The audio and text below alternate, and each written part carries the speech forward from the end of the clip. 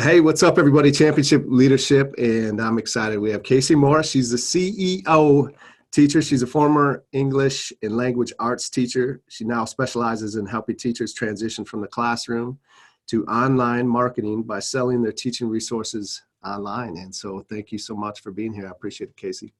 Thank you so much. I love everything that you stand for. So I am so excited to be here. Awesome. Well, thank you. And I always love to start us off by asking you what comes to mind for you when you hear championship leadership? Like, what does that mean to you? So good. I thought about this a lot before I jumped on with you, and I was like, what does that mean as far as the teaching world, which is what I'm most familiar with? And for us, as teachers, is the idea that there's room for everyone on the proverbial playground, right? Is that it doesn't matter.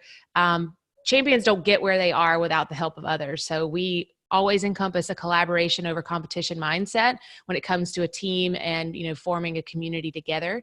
So as long as you have a win-win attitude, I think that that's the same type of attitude that all champions should have too.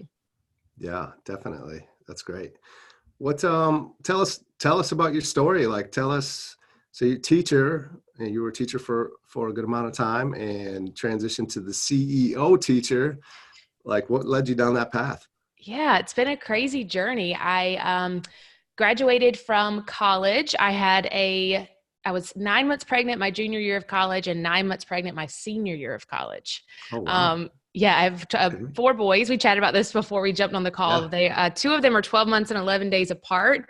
And I graduated during the recession trying to find a teaching job, and I couldn't get one, job after job. And they offered me, a sub job here and there, but that wouldn't even pay the daycare bill.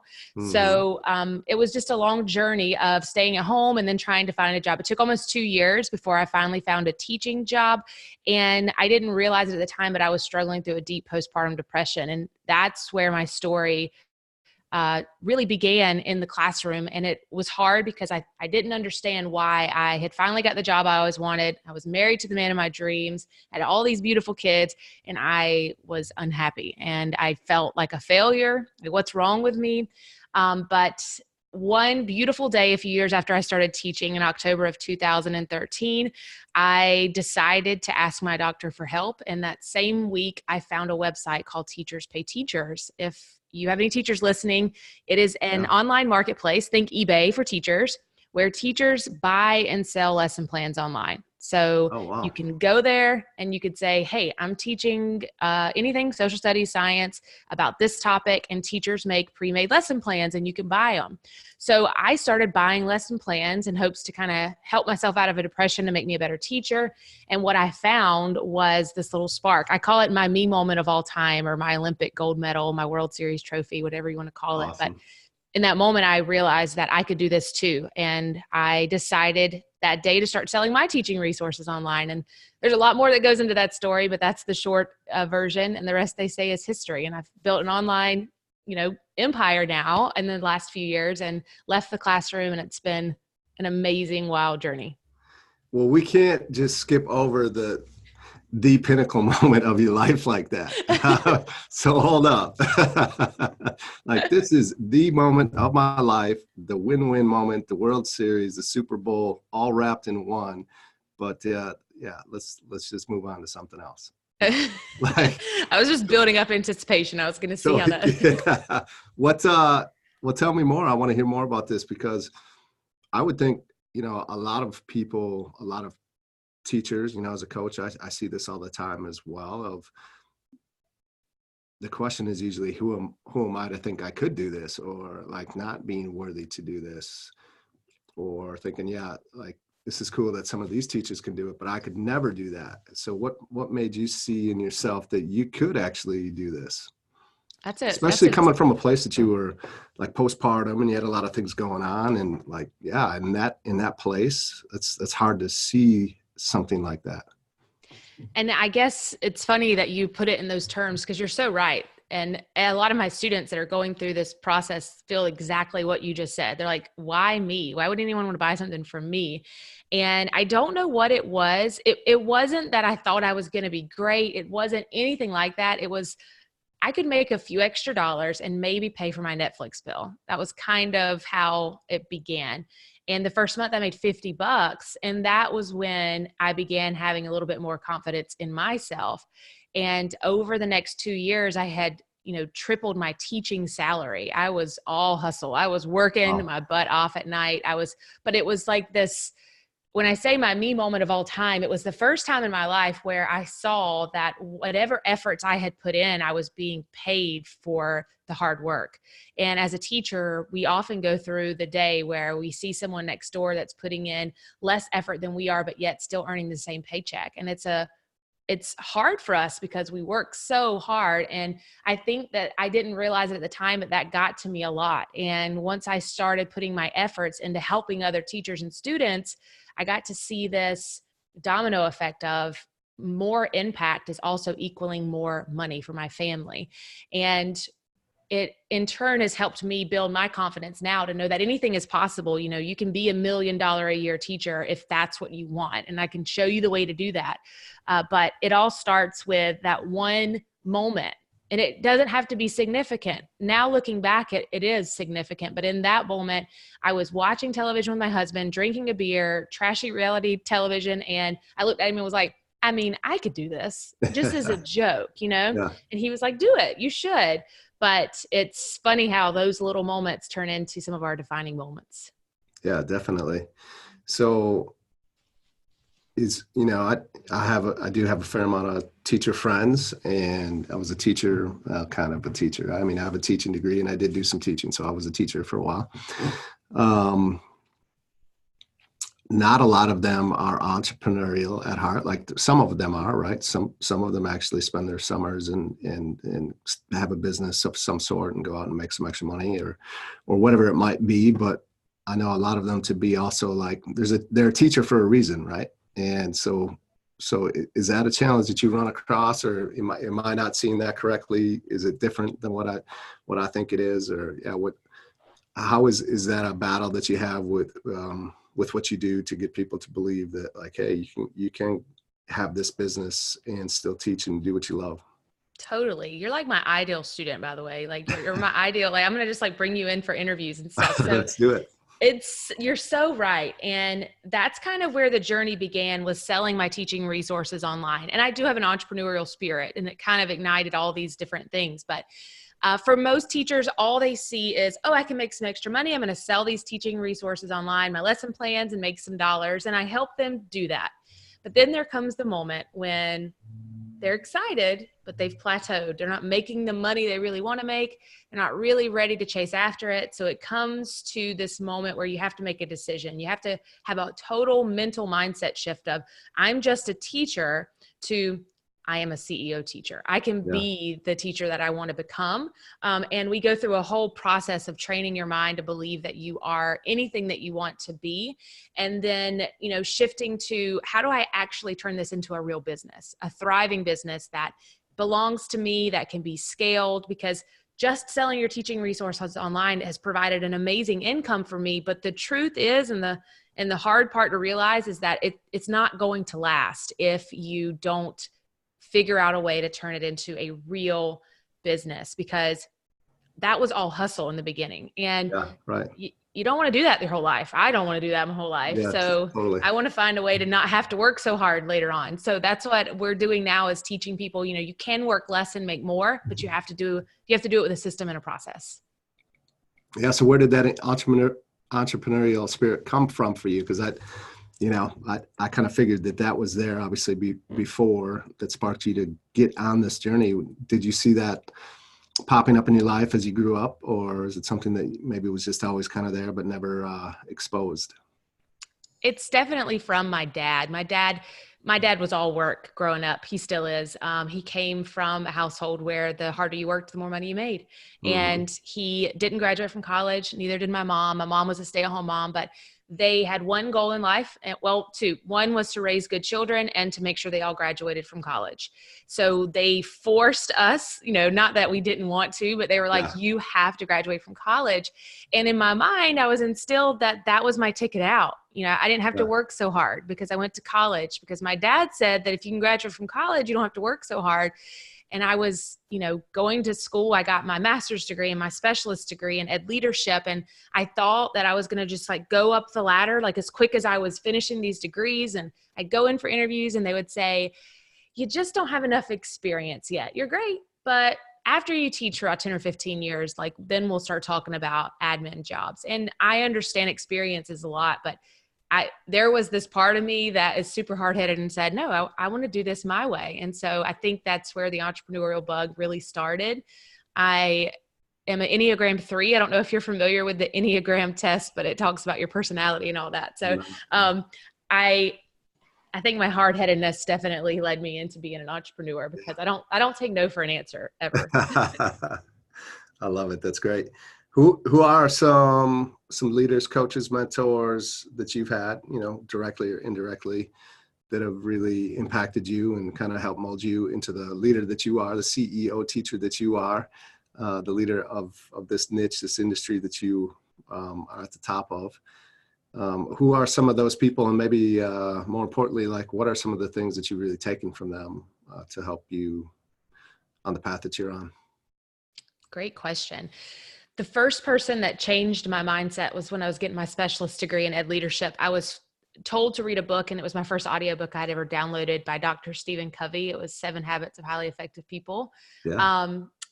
And I was like, this aha moment, this man is a genius. And he is teaching me about all these different, avenues of life and how to be a better person and how to instill good habits every single day. And I read that book 3 times. That was the first audiobook. And I was like, I got to listen to it again and again and again. And I listened to it again a few months ago. And I decided I wanted to meet him and tell him thank you. And then I realized that he actually has passed away. He has created this legacy though of what it means to be a highly effective person. So he is the catalyst for everything that I do. And I always go back to like, what would Stephen Covey say? My students are so tired of hearing me say that the main thing is to keep the main thing, the main thing. Yeah. I probably need to get that tattooed somewhere. So he's just definitely the person that has helped me see things bigger and better. That's awesome. Yes. Covey is one of the greats, right? And that book is as well. What is the big vision for you with CEO teacher? And where do you want to go? Where do you want to take this? How many people do you want to impact? Will this always be for teachers? Is there something past this? You are my favorite interview ever of all time, because you're asking the questions I always want to chat about. Do what? You need to tell more people that. I will. So many times, I do about 10 podcast interviews a week, and it's tell us your story. That's how it always starts. And then it's tell us about your business. And then it's like, give someone like a final, push or something. This is fun. Like, these are the things that no one really knows about, that it has to be, I was just telling you, it's got to be bigger than just selling a course and everything. By the way, I live in small town, South Georgia, and I'm right next to a train track. So if I'm talking and the train rolls by, we're just going to roll with it, if that's cool. Oh, good, because I might have a dog barking in the okay, good. Too, so we're good. I love it. So, I didn't know what that looked like for a long time, but recently I have made it a mission to have a 10-year plan. What do you want? How much you want to sell your business for? Very clear vision of what you can't make dreams happen if you don't know where you're going. And I had to have a very clear path on what that meant. So I want to impact 10,000 teachers. Right now we have coached over about 1,200, but I want to impact 10,000 teachers through my program in the next 10 years. I want them to create their own course and their own membership that helps children all over the world. It's coming by now. And I want to give to them a place where they can house all of their hopes and their dreams together. And I can be a main website that supports teachers where people can come to and find anything that they want to learn about from the people that do it best, and that's teachers. Great. I love it. That's beautiful. Very clear. What, you started with basically lesson plans, right? Yeah. But what has that evolved into? Like, what are your programs? You've talked about your programs a few times, or you mentioned them a few times. What exactly are you doing right now? Like, how are you helping the teachers? Because I'm sure that's evolved too since the first day. Yeah. So right at the beginning, it was just selling lesson plans. So I created like sight word games. I also taught middle school. So I was just doing all sorts of things. You know, you need help teaching this reading story. I can help you out there. And so with that, I had like tripled my teaching salary. It was crazy. It was a pure volume play. But last year in 2018, I decided to launch a course because the number one question I got at Walmart was, how did you leave the classroom? Like how did that happen? I mean, what are Yeah. you doing online? So I said, well, I'll make a course and I'll teach teachers how they can do it too. So Yeah. that's kind of how it started. And now it has evolved into the CEO Teacher Academy. And I go through literally everything we talked about from the very beginning of the idea of you want to make some money online to the total mindset shift in the portion called Make the Shift that evolves into Make the Business, where I take your idea and I show you how you can package that into a course to sell online or a membership to sell online, or it could be a t-shirt company. I've got teachers with subscription box services. You know, what do you want to be, but still allow you to do what you do best, and that's teaching. Because that's the link we were missing there, is we were just selling our resources online, but we weren't feeling fulfilled because we weren't able to do what we do best. Yeah. Yeah. Yeah. Actually, you know what? This is just making me think one of our clients, she's a teacher. We don't have a lot of teacher clients. Most of our clients are like business owners, entrepreneurs. But regardless, she's a teacher, just got back into teaching here this past year. And she was talking about just yesterday, like she's an art teacher, creating a program or a curriculum for homeschool kids. You know, it sounds like that's kind of a lacking area, the art department is. But we were just literally having that conversation yesterday, so I need to connect you two. So yeah, I would love to bounce some ideas off of each other, because if you can find an area where people need something, I know you know this as an entrepreneur too, then the sky is the limit. And teachers don't have a person. They don't have a person that they can go to and say, like, she gets it. She wants me. She has all these goals and these dreams for me. So every day I walk through my life and ask myself, like, am I being that person for them every single day? yeah. What is, this is a good one for you, I hope. We all have these critical moments, these turning points in our life, and some are bigger than others, I suppose, but it's usually this moment of kind of coming to the fork in the road where a lot of people would, you know, maybe well-intentioned, but hard to see it that way sometimes when you're at that fork and they want you to go left, like the path that everybody's going down. It seems like the safe path or the path that you should take, but you know, in your heart of hearts, it's just like not the road you want to go down. And everything is telling you that you need to go right, you know, that road less traveled. And it takes a lot of courage to be able to make that decision. And had you not made that decision, you wouldn't be sitting here where you are today as a CEO teacher, and you might be completely somewhere else in life. Is there a moment that really comes to mind for you that you could share with the listeners? Totally. Last year it was, I'm, making great money, left the classroom, selling my teaching resources online. I was 7 months pregnant, and I told my husband that I know I'm supposed to do this because this is where I'm making all the money right now. But what if I told you that, like, I have this idea and like, this is I feel like I'm being called to do. And he said, well, it sounds crazy. And I said, and there's a course I want to buy that costs X amount of dollars, but then I Yeah. need this course that costs this much and this one and this one. But if Yeah. I do all these, then it'll work. So it took a little bit of investing, and that's a big thing for teachers, is like investing big money in courses is scary, but I would never have the knowledge. I have specific knowledge about specific skills now that I would have never had I not had bought those courses about launching a product and running your own Facebook ads and building a community and all kinds of things that I've built. Now I have a team that I've built in a year's time. So think about where you want to be a year from now. And if everyone wants you to go one way, I love that brought up the road less travel, by the way. Go the other way, because it's going to pay off again and again. Yeah. And a lot of people from the outside looking in, like they just don't know, right? Or you're about to do something that maybe they've always wanted to do secretly themselves, but they've just never been able to make that decision or that choice.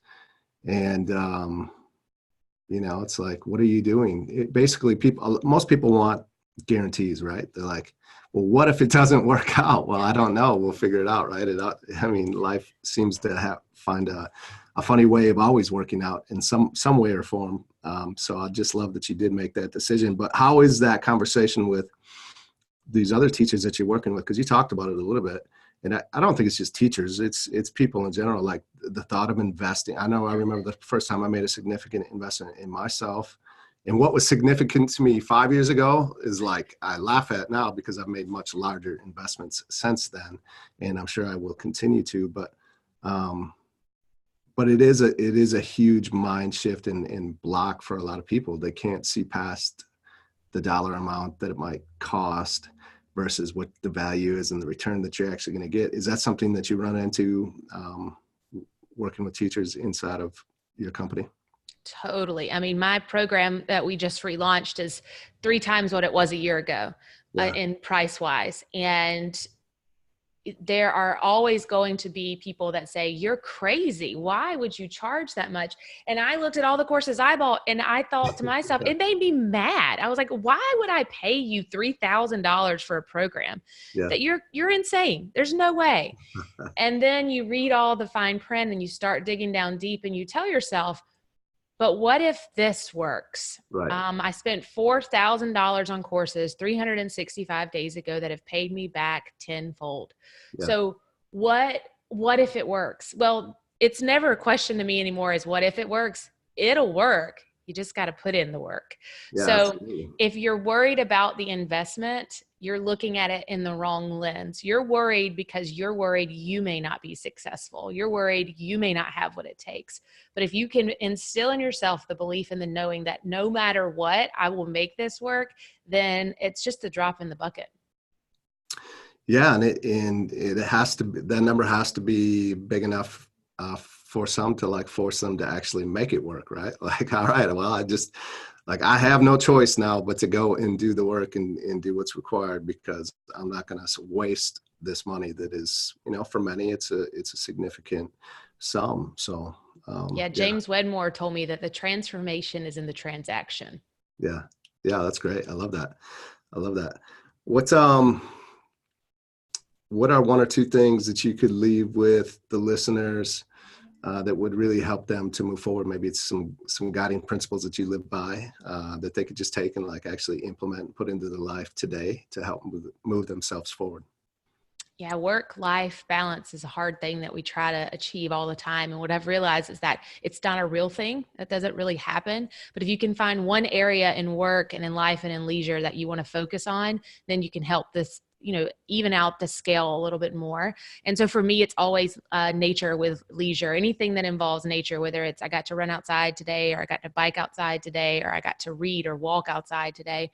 And then with work, it's like finding my main thing each day to focus on and to feel like I'm accomplished. And then with life, it is, is it spending more time with my kids that day? Is it spending more time with my husband that day? Is it cooking dinner around the family table? So whatever you can do to balance all 3 aspects of your life, you should do it. And in return, you will live a fulfilled life. And it really isn't about the money. I know we've talked a lot about money, but if you put your focus on the impact and how many people you can serve, then the money will come. Yeah, totally. And it won't even be a thing anymore. It's crazy. Yeah. How do you continue to plan? Like, we got the new year coming up, right? So a lot of people are kind of in that frame of mind of getting geared up and ready for this year coming up. Maybe for teachers, it's a little bit different because they're just in like the middle of a school year. But how do you do that? How do you prepare? How do you know when to make shifts in what you're doing, the content that you're putting out, and the value that you're delivering, the programs that you create? Like, what's the process for you inside of all that? It's always North Star. So we have a North Star, a mission. And anytime I go off the North Star, the team's like, Kayse, they start, because I get really excited and I'm like, let's do all the things, why don't we try this? And they're like, absolutely not. So we're doing a live event in the middle of 2020. We've never done that before. So everything that we do has to make sure that we are going towards that vision and mission and all of that kind of stuff. So I've put people in the right places on my team, hired 2 people. It's just crazy. One girl fell into my direct messages a year ago, and I hired them for 3 hours a week. They now work for me 40 hours a week. And it's crazy. We're about to hire some new people in a few weeks, and just my main goal for 2020 is systems and processes. I don't know if you've ever read the book The E-Myth Revisited by Yeah. Michael Gerber, but Mhm. he talks about it was just mind blowing. He said the one thing that successful businesses, that billion-dollar businesses have that no one else has is a perfect system and process that they can implement. Like McDonald's, you can give it to you can franchise it out. So Yeah. if you can do that in your business, you'll be as successful as you want to be. So that's our term for 2020 is systems and processes. That's kind of where we're headed. I love it. Yeah, that is important. And, and I know it is. And it's one thing that I think there's a lot of resistance around for whatever reason. Like I have resistance around it. I don't know what it is. Maybe it's like feeling restricted that you have to fall into the system and process. But of course, like it is absolutely necessary to scale and to continue to grow. So yeah, I love that. That's great. Well, I appreciate you taking some time out of your day today to be with us. Um, any last thoughts or words for the listeners before we close this out? Yeah, just always go after what feels right. Even if it's a day by day decision, don't ever close a door on something that feels right. And I closed the door for a long time. And going back to that first thing I chatted about with postpartum depression is that it's okay to ask for help. I was too proud for 4 years and I missed 4 years of my children's life because of that. So please, if you hear nothing else I say today, I like to just end with make sure that you have an accountability system and you ask for help because you can never get those years back. Yeah, thank you. What are some ways that we can find out more about you, follow you, and see what you're up to? Yeah, come find me on Instagram. I do Instagram stories every day of my life. It's just at Kayse Morris. It's spelled weird, Kayse. And I am on Facebook. We go live weekly with teachers and talk about entrepreneur stuff. It's just at the CEO Teacher. So thank you so much for having me. I greatly appreciate being on the show. Yeah, absolutely. Thank you. And have a great day. Appreciate it. You too.